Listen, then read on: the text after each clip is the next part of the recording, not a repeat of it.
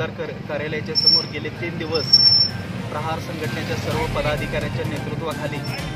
आज या ठिकाणी गोरगरीब व मागासवर्गीय विद्यार्थ्यांचा जो शैक्षणिक संस्था चालकांची जी लूटमार आहे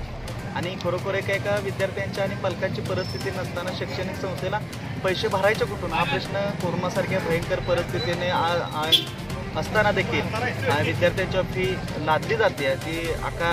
दंडलशाहीनं आकारण्यात येत आहे आणि हे कुठंतरी थांबवून शासनाने स्वतः ह्याच्यात लक्ष घालावं, संस्था चालकांना तशा पद्धतीचे पत्र द्यावे आणि त्यांची बैठक लावून आज प्रहार संघटनेच्या सर्व पदाधिकाऱ्यांना न्याय द्यावा। त्याचबरोबर मी जनता क्रांती दल संघटनेच्या जिल्हाध्यक्षाच्या नात्याने आज या